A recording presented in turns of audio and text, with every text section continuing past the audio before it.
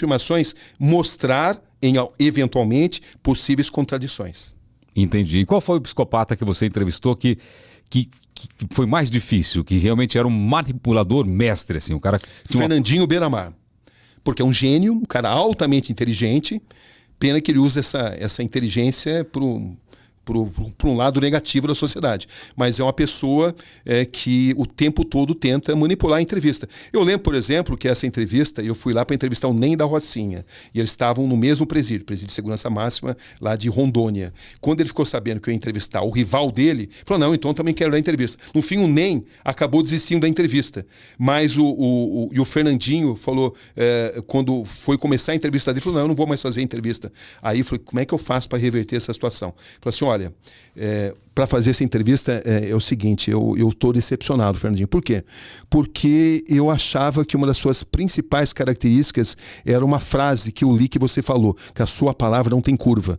Esse é um mantra que criminosos adoram falar, porque eles mantêm a lealdade dos seus comandados no fio da navalha, no fio do bigode, que a palavra não tem curva. Eu falei, mas a sua palavra tem curva, porque você falou que você ia dar entrevista, agora você está desistindo da sua entrevista. Não, então eu vou fazer. Mas só que é o seguinte, cada pergunta que eu responder, eu tenho que ouvir a minha resposta para ver se eu gosto dela, entendeu? E aí para saber se eu vou aprovar. Pode ser assim? Tá bom, vamos fazer assim.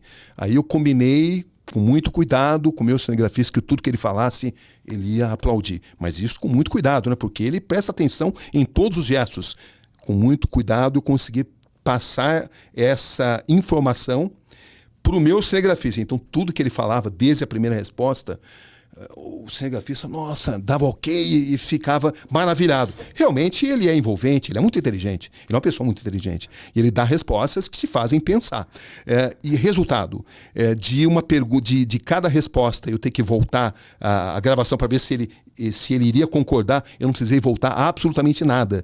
E eu comecei a administrar essa entrevista, fazendo perguntas mais confortáveis para ele, para insuflar o ego dele, porque eu vi que ele tinha uma fragilidade, era o ego dele. A vaidade dele era o ponto fraco dele. Mas era o único ponto fraco, porque ele é muito inteligente. Ele é um manipulador com maestria. E ele consegue te manipular. Então eu comecei com entrevistas mais tranquilas, mais amenas. Essa entrevista era um fenômeno nas redes sociais. Ela tem, com várias das suas entradas, mais de 30 milhões de visualizações. É um fenômeno, né? E é um dos capítulos do livro que eu escrevi, inclusive.